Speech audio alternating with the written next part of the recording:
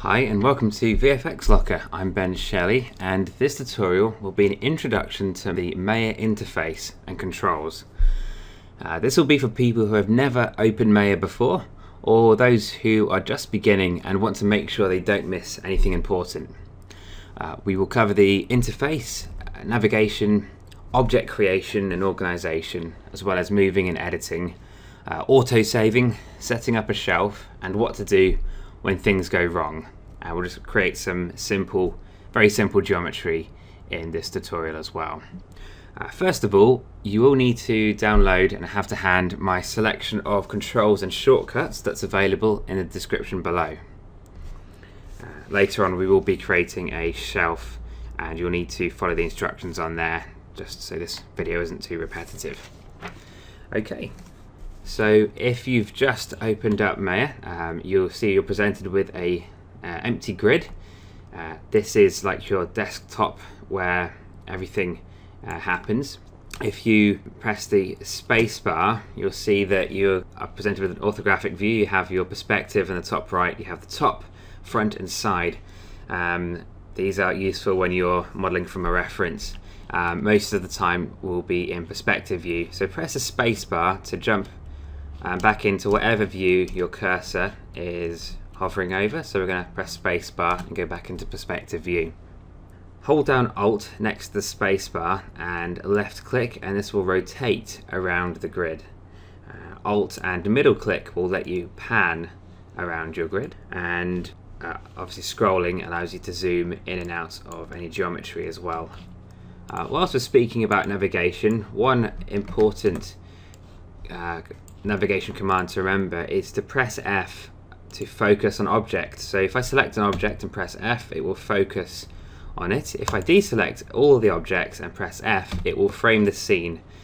This is particularly useful when you are working with extruding faces, as you don't want to be stuck with your camera orbiting something really far away from your object. You want to focus on your object so your camera can orbit it as you hold down Alt and left click.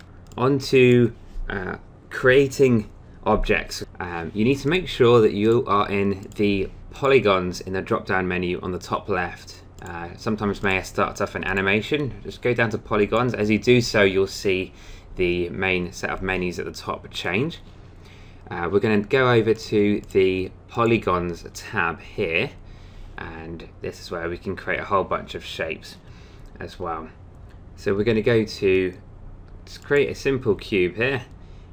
By default, Maya has interactive creation enabled, so you'll have to draw a box just like you would in any 2D application.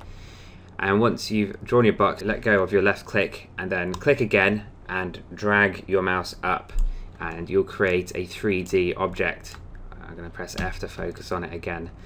You'll notice it doesn't have any shading to it, it's just a wireframe mesh at the moment. That's okay. It does have a shader selected, but we're just not seeing it. If you press 5 on the keyboard, you'll see that the shader's default grey shader does appear. Press 4 again to go back to wireframe, which can be useful if you want to select parts of your mesh that wouldn't otherwise be visible. 6 on the keyboard allows you to view the textures. We haven't assigned any textures yet, but we'll do that later.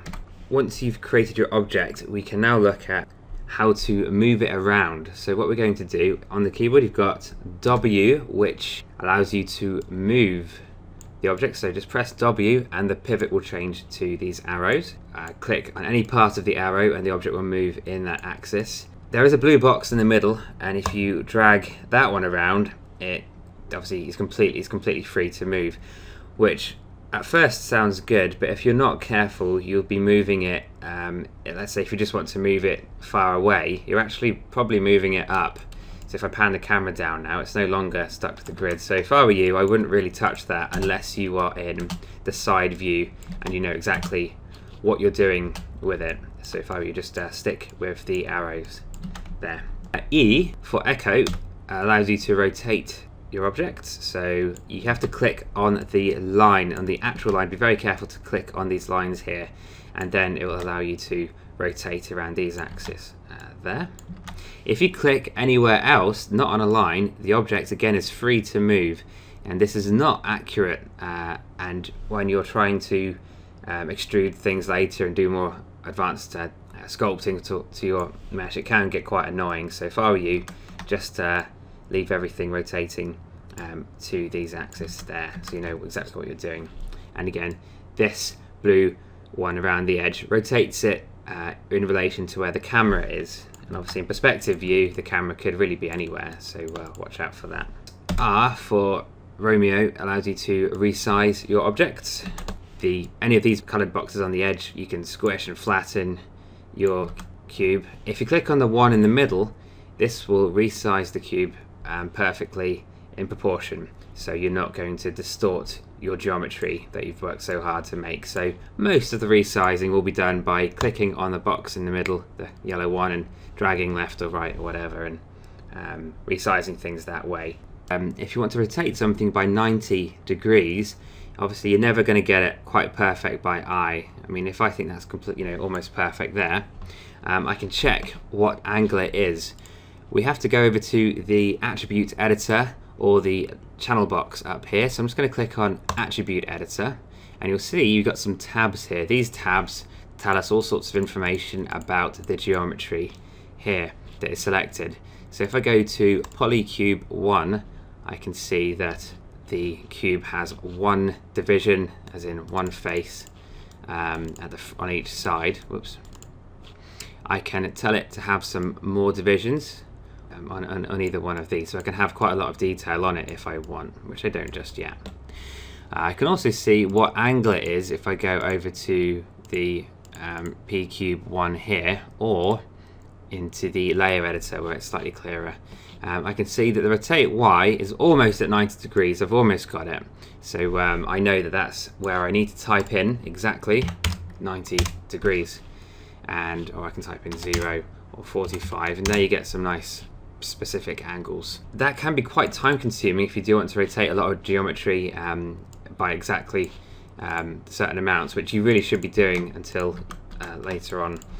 Typing in numbers over here can get quite time consuming if you want to rotate lots of geometry and things like that. So what we're going to do is set up the rotate tool so that when we press J on the keyboard and hold it down, it will rotate by exactly 90-degree integers. So what we'll do is go over to this toolbar on the left. Now, as you can see, if I click on any of these, it goes through my move, rotate, resize tool, as well as the select tool here.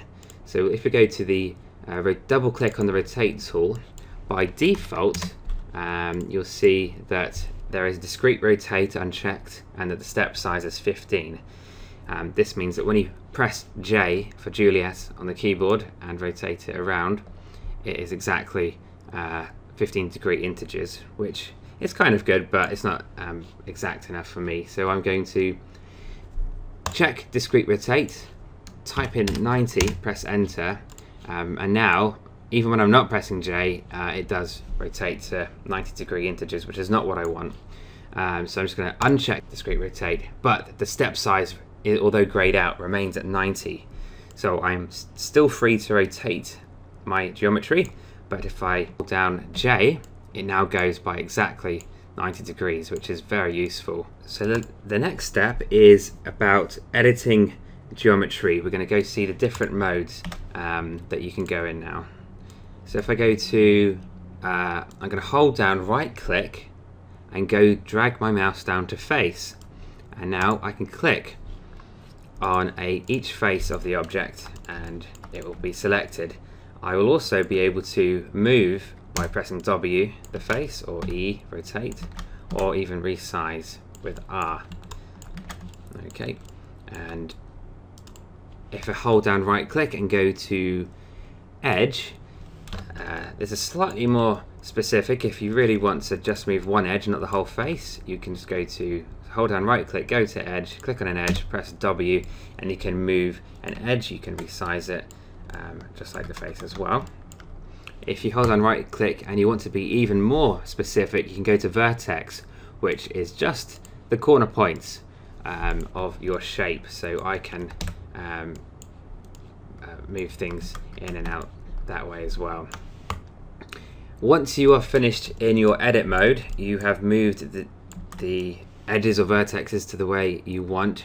You have to right click in your geometry and then go back to object mode, and this will usually deselect everything, and then when you reselect it, it all goes green instead of blue or with the purple dots. You don't want to be moving things around in this mode. You really want to be in object mode. So if I do go now into face, I can do some more commands of this. I want to extrude just one face here, so I want to pull something out of there. So what we'll do, we'll go to edit mesh, and then we'll go to extrude. And although nothing looks like it has anything's happened just yet, I assure you that it's just created 4 new sides for us. And if we click on one of these arrows that's appeared, we'll be able to pull out the face. Obviously you can be really silly if you want and pull it out at a perfect angle that's completely snapped to the face. You don't really want that, because that causes all sorts of flickering trouble. So make sure you always pull out a face, or you can resize the face. Say I want to have a window in this box, I can simply resize it. If I click on this cube here, it will just drag the top down, and again there's lots of trouble going on here because there is actually a whole 2 more shapes on each side there that we're struggling to appear. So when you do resize any objects, make sure that you leave space, even if it's like next to nothing, just around what you've extruded. So either pull things in this way or pull it out slightly that way. If you're really bad, you'll end up with lots of faces. So say you forget that that's extruded, or you want to extrude something else and you've just left it. When you start moving things around, you'll get some weird problems, and you'll think, well, where's that face come from? That shouldn't be there, and it gets quite difficult to manage later on. You can't just delete it and hope that your geometry remains whole. So just keep undoing, pressing Ctrl Z on the keyboard until you're back to where you're pretty sure that there are no extrusions. So keep undoing. Okay, so right click, face, I'm going to go to extrude. We're going to pull this out there, and we've just made a slightly more detailed geometry there. Another way of extruding or adding detail is to use the insert edge loop tool. This is a very common tool as well. Extruding is probably the most common tool, and if you go to edit mesh, insert edge loop tool, you can create another line along your mesh. So it's edit mesh, insert edge loop tool, and you have to click somewhere along an edge. If you select any edge, it will create a line perpendicular to that edge. So I'm going to create one quite near the bottom there. Let's say in a bit we're going to make a simple house or something, so we can start to add detail for where windows and stuff might be. You have to be careful once you are finished. If you're not careful, you'll just keep on creating loads of new lines and you won't know how to get out of it. Pressing escape on the keyboard won't even do anything. The best thing to do, once you've created all the lines that you want, just click on the cursor, the select tool up here, and you will no longer be creating edge loops. So if you have had a panic and you've got lots of lines now in your geometry, just keep undoing, mash the undo key until you're happy with what you've got. So once you've finished with anything to do with edges or faces, right click object mode, and we can escape from there. Before we go any further and making any more detailed geometry, I just want to make sure that we prevent any future problems. Oftentimes when people start off in Maya, they might hold down and drag to some crazy application within Maya or something like that, and they have no idea what it does, and even I wouldn't have any idea what it does as well. So just be very careful when you're selecting things. Once things like going back to the cursor mode once you've finished with a tool that you've been using, and and being very, very careful to, when you've extruded something, keep it pulled out slightly so that you know that you've done something there, even if you just want to come back and edit it later. Sometimes if weird things happen, you can go to Edit, Delete All by Type, History. Delete History won't delete all your undos, don't worry about that, it's just the shape itself. Having a clean history can prevent lots of problems later on, so if you've got anything that you think is going wrong, have a go at deleting history. If things are still gone wrong and you just had a complete panic and you've deleted like the viewport, you're stuck in some weird view, or you have no idea what's going on, the best thing to do is to delete your preferences. This resets Maya to the way it was when you installed it, or at the beginning of this tutorial. So go to Window, Settings and Preferences, and then we go to Edit, and then Restore Default Settings. And when you click on that, you won't lose any of your saved work or anything, but it will just restore all the interface and anything that you've changed within the Maya viewport to default, which gets rid of any problems at all. So I would recommend doing that if something's gone wrong and you really don't know what it is. The next thing we're going to do is we're just going to make a really simple house object here. Before you do create any geometry, it is essential that you set up a project. We're going to go to File, and we're going to go to Project Window, and we're going to go to New. So click on the New button there and type in, like if we're going to make a house. This isn't the file, you'll be saving many files within a single project, so I would call this like neighborhood, and within that I would have a scenes folder where I would save all the different houses that I make. So I'm going to create that and click accept. And so now when I go File, Save Scene As, you'll see it goes to my documents, Maya, Projects, and then within the projects folder is a neighborhood folder, and then in the scenes I can save my scene. So I'm going to call it House, Save As. Maya will crash all the time. It will do your head in how much it crashes. No matter how powerful your computer is, Maya will crash and you will lose hours of work. I would highly recommend setting up autosave just to relieve any future headaches. So we're going to do that now. We're going to go to Window, Settings and Preferences. We're going to go to Preferences, and under Settings we're going to go to Files and Projects, and then here under the autosave section we're going to make sure that autosave is enabled.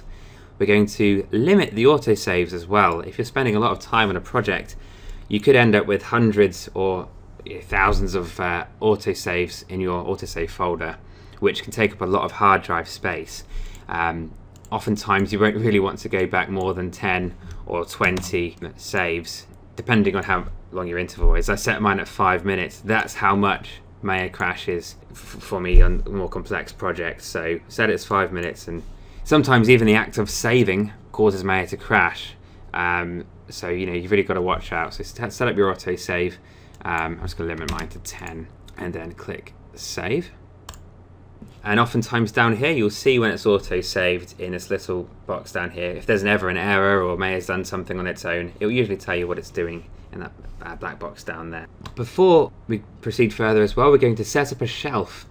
You've noticed beforehand I've been having to go up to Mesh, Extrude, Edit Mesh, Extrude, and then Mesh, to combine and all these things. These are very common places that we're going to be going, and although you can detach these by clicking on that line up there, we just want to have a shelf set up for us properly with not too many tools. Like I don't even use half these tools up here, although I do use some of them quite regularly. So let's go make our own shelf quick to give us easy access to these tools. So we're going to go to this little arrow here, we're going to go create new shelf, and we're going to call it something awesome, and press OK. So now you'll see that along with these shelves here you've got all the default Maya ones, and then you've got your new one here. As you'll see on the Word document that you've downloaded about the controls and shortcuts, on the second page you'll see a shelf with it's this one here. It will have 24 buttons, and with these buttons you can create an entire computer game level. These are my favorite ones and I use them all the time, even for basic modeling. So we're going to set that up. So go back to your new tab, and the trick is to hold down Control and Shift, and then we can start to create our shelf. So now when we go over to Modify, if we click on Center Pivot, instead of actually centering the pivot of the selected object, it will just add a new button to the shelf. So I'm going to keep Control and Shift held down now, and it's Modify. Let's do Freeze Transformations, and then make sure we've got Delete All by Type History. You're going to want to delete history quite often. The next sections regarding the creation of geometry, we create quite a lot of planes, cubes, as well as cylinders and pipes. That's really the main geometry I use. Then we're going to go to Edit Mesh, Extrude. We'll be using that all the time. Edit Mesh, Append to Polygon Tool, and then the other really common one is to Insert Edge Loop Tool. In fact, you can rearrange objects on your shelf by middle clicking and then dragging across. If you've created too many icons here, just right click and delete, or drag to the rubbish bin in the top right hand corner. Two more that I'm going to add now, just because I know it's going to come up, is go to Normals, Control Shift, Soften Edge, Harden Edge, and that will do for now. So let's create some simple geometry. Now that we've got this shelf, we can do it a lot faster than messing around up here. So I'm going to zoom out, and I'm going to create a cube. I want to create a perfect cube, so I'm going to go to Create, Polygon Primitives, and then here where it says Interactive Creation, although I do often like it when that's on, I'm going to uncheck that now, and now I want to go to Create, Polygon Primitives, Cube. Notice I'm going over, now that I've changed this, it hasn't actually made any changes to items on the shelf. Whatever settings you have are kept when you Control Shift them into your shelf, so do remember that. So Create Polygon Primitives, Cube, and now a perfect cube pops up exactly in the middle of the grid here. I'm going to resize it just to about there. I'm going to W, so that was R to resize, W, and they're going to move it up to about there at the bottom of the grid. Before we do any extruding, I want to add an edge loop to this shape. I want it to be exactly in the middle. Now, because the center of the cube is the center of this grid, as you can see from the top view, I know that if I get my Insert Edge Loop tool, I can click on that and now drag, click on an edge and drag to the exact middle there. Okay, and then let go. And now you have a line going through the middle. Another way of doing this, the most accurate way of doing this, is to go into your attribute editor and go to Polycube 1 and subdivisions width, just going to change it to 2. Depending what angle you're at, you'll need to choose this, but I think it's my width I want to do, so I'm going to change that to 2. I'm going to hold down, right click, go to Edge, click on the top edge here and press W. I'm now able to move it. We're making a really simple house, so I'm going to move that up like that, and so now we have a simple house shape there. You'll notice that the new line that's going through this, it's got a soft edge at the top, whilst these edges are quite hard. That one's, yeah, it almost looks like it could be a cylinder if you're looking at it from the top. So what we're going to do is, you can either right click and select that single edge, and then go to Normals, Harden Edge. I've already created a button here because I use it all the time.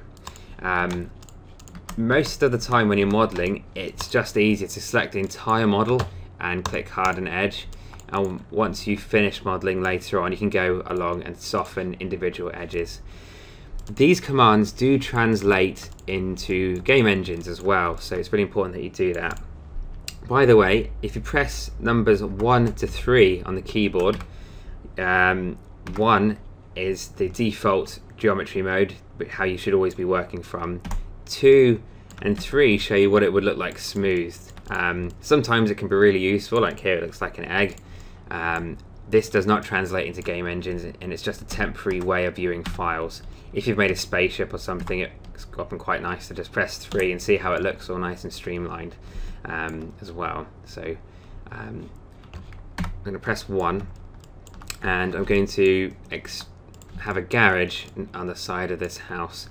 So I'm going to go to the side view, just Alt and pan around, and I'm going to just create an edge about there and about there, and I'm going to say that the garage is exactly 1 floor high. So now you'll see that the edge loops sort of try and correspond to the shapes of the house. So actually I'm going to resize this. If you deselect a bunch of edges, you don't have to keep reselecting them all. You don't have to click, hold down shift, click, hold down shift, click, all the way around. That would take ages. You can simply double click on any edge and it will go and select the entire ring for you. It's and this is why it's really important to work with quadratic geometry shapes with everything's made up of 4-sided faces. When you double click, it will only go as far as it can until it reaches a triangle or the end of the object, so watch out for that. So I've double clicked and selected the whole ring. Pressing R, I'm going to resize this so it's about flat. Obviously it's never going to be true perfect, and then I'm going to move this up, so W, so you can be a complete idiot and just drag things right out of the top and you get some wonderful results. So we're going to not do that. We're going to move it up to about there, and now if I make another edge loop underneath, it will be nice and flat for us. So I'm going to have a line here just where the top of the garage roof will be. I'm going to, once I've finished with that tool, I have to go over to this select tool over here, just click on it once, right click, object mode, and click again just to make sure everything's deselected with the edges. There goes the face. I'm going to select that face and extrude, and it will extrude them out together. There is no gap in between there, it's just simply extruded them together for us. I'm going to pull that out, shift select that face as well, push that back in, click that back face. I'm going to extrude again and pull that out so the garage goes back a bit like that. Okay, next I want to add a bit of a roof to our house. I'm going to select the top faces, so I'm going to select all these faces and then go to extrude. Now if I extrude this, you'll see it's extruding at the angle that the roof is at, which sometimes can be really good, but you can see it's not really giving us the results that we want here. So I'm going to undo my extruding, so undo. I know that it's still extruded because it's got this style of pivot there, as opposed to the normal pivot. The extruding pivot is a bit more detailed, so I'm just going to undo that quick. So what we're going to do this time, when we go to extrude, make sure as well, sorry, when you're selecting faces, you don't rush. If you drag a box, you will select all the faces within that marquee area, even if it's through the object. So if you press number 4 on the keyboard, you'll see what you're selecting. There is a way of going into your selection controls and say, click camera-based selection, and now you can select only the faces that you can see, which can be very useful as well. I'm just going to uncheck that for now and just leave it as a default. So now I've got my roof selected, extrude. Before I move anything, I'm going to click on what looks like a power button up there. This will reset the pivot to the world or the grid now, and it will allow us to extrude our geometry perfectly up, left or right, instead of at crazy angles. So I'm just going to move it up slightly like that, so that we have this nice chevron shape here, and then I'm going to select around here. I'm just going to select all these faces, and we're going to pull out a bit of a roof. Whoops. So I think I forgot to mention earlier, if you have selected a face that you don't want to select, just whilst holding down Shift, click on it again, and it will deselect that face. I'm going to select just these 4 faces simply here, and then go to Extrude. I'm going to pull them out so that we've got a bit of an overhang on the house, and then I'm going to select these ones here. So you can click on that shape, hold down Shift, double click over to that shape. This side, I know I have to click on them individually so that I don't select anything in between whilst holding down Shift. And now I'm going to go to Extrude. Now if you zoom in over here, well, you can pull that down and you think it's all very nice. If you zoom out though, you'll unfortunately see on the other side it's done the opposite of what we want. So again, we have to click on the power button thing up here. You can toggle back to the original by clicking on it again. So and go back to the world view, which will allow us then to drag them both down symmetrically there. When you're doing symmetrical shapes, it's usually important to extrude things together instead of doing this overhang and then doing that overhang, as there'll be different sizes and stuff, and that's not really what you want. So we've got this nice shape there. Now I'm just going to add some more detail using the split selected edge ring tool. So we want to have a door to our house in the middle. I don't have to have the door off put just because there's an edge there. I can click on that face, press W and move it over there. I actually want to do both just so I don't skew anything in between. So I'm going to move that there. I'm going to create a little doorstep just down there. If I don't do this and then I create, this is a door for very tall people. Oh, here's a good example. Sometimes if you've been working with edges and you undo a lot, you will end up with random edges selected. For some reason the programmers with Maya decided to leave this bug in. If you're not careful, you'll be moving these around as well without wanting to. So the way to deselect all your edges is to go into edge mode, select all your edges, click away, and then everything's back to normal. So object mode. Okay, so just remember to do that. So I'm just going to add a loop here. Now if I want to extrude my door inwards, right click, face, extrude, and I'm going to pull the door in like that. It doesn't look too bad, but you've got to remember that this face here is actually that face. It's not really going to work. And if this was in a computer game, the chances are that face would only be viewable from underneath, and it would not be viewable at all from there because of the normal. So I'm going to undo my extrusion and make sure, again I'm double checking that I haven't still got that extrusion in there. Object mode, you can only add edge loops in object mode as opposed to edge mode. So click on that, I'm going to create a doorstep there, and now when I extrude inwards, it does have its own dedicated face for us, which is really useful for texturing and things like that. So we've got a door. Let's go and add some more lines for the windows. So I'm going to create another line there. I want to create a space between the door and the window, obviously. So if you see what I mean, I only want this to be the window as opposed to all of that.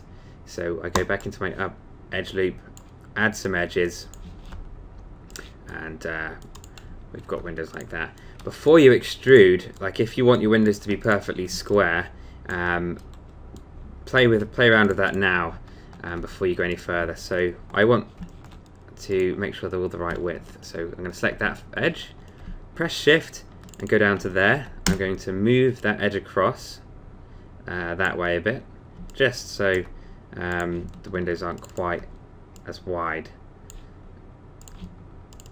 So I'm just going to move that across like that. Okay.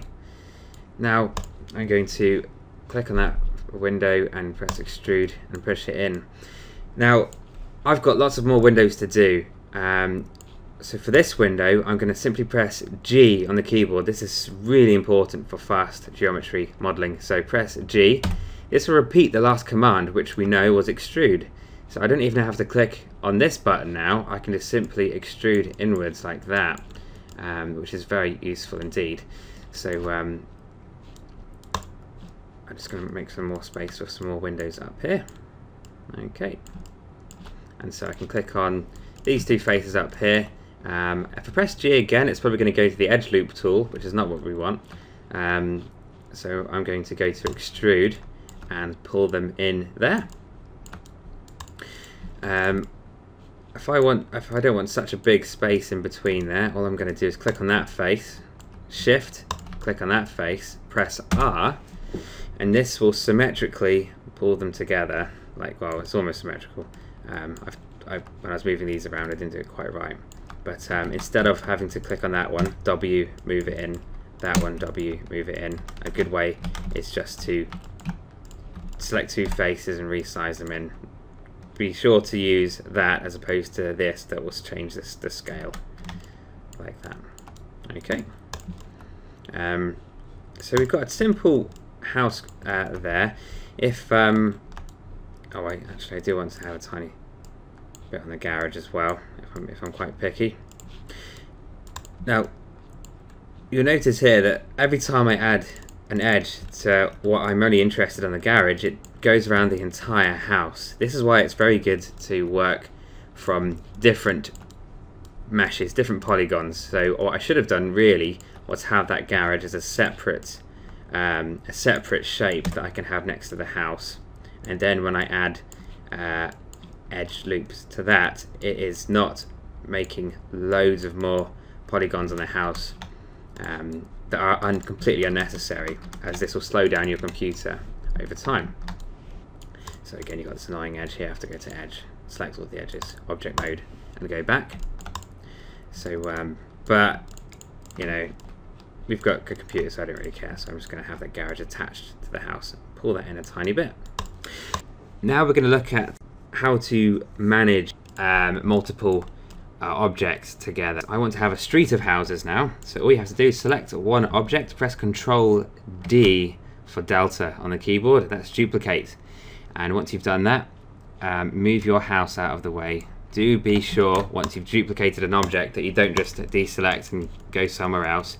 You need to remember that there are now two houses inside each other here that are the exact size. If you forget about it, things are going to be flickering and going crazy, so make sure you move your duplicated object out as soon as you make it. Okay, so Control D, I'll move that out there. The fast way of just selecting all three and then press Control D and move them like that. Let's say that you want them to go around a corner. If you press E and rotate, it's probably not going to do what you want straight away. What we need to do is group these houses together. So I'm going to press Control G for golf and group those houses. And now when I rotate, they will rotate together, which is what I want. You'll notice that the pivot has gone all the way over here, which is not what I want. I want it to be in the middle of this group. So all I have to do is modify center pivot. We've already created a shortcut for this up here, so I'm going to click on CP, center pivot, and now it's in the middle of these houses here. I'm going to press W and move these over there, and just so you've got like quite a nasty looking corner there. So if you've created a group and want to reselect the group, unfortunately when you click on one part of it, it doesn't select the whole group. You have to click on an object within the group and press the up arrow on the keyboard, and there you will have the whole group selected once more. To manage groups, it's really important to go to Window and then Outliner. In the outliner you can see all the geometry that you've made. As you click on items in this list, you'll see geometry created. You've got the group 3 there, and within that we can expand that down and see the different objects. Whatever you do, some beginners in Maya like to just group everything all the time so that they can rotate it all together, and that gets this very messy. So keep everything managed in your outliner to be safe. Another important thing to do, to bear in mind, is your layers. Just like in Photoshop, you can manage your document in layers as well. So we're going to go over to the layer editor, which is the top right button, and what we're going to do is let's say we want to only have these houses on a layer on their own and keep these houses separate. So what we'll do is select these three houses here, and then click on create a new layer and assign selected object. What this has done is added these houses to a new layer, which you can then turn on and off just like that, or you can tell it to be a template, which means you cannot select it. And this is a very good way of, say if you've got a nice reference mesh or something, you can then model within that mesh exactly. I often do this if I want to model a car. I can download one off TurboSquid, which obviously can't sell commercially because I didn't make it, and then I can model within the mesh that I get and really quickly make sure I have everything to the right proportions. So that's a good little cheat there. Which means you can see it, but you just can't select it.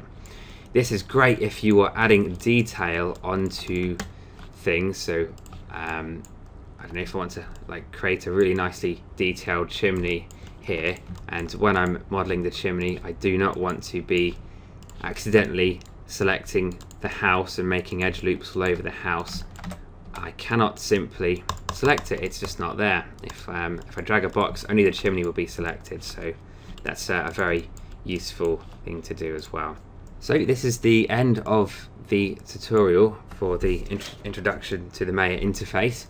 The tools that you've used here you will be able to use throughout any complex scene that you create. You'll be using these again and again, so it's a very good tutorial to understand.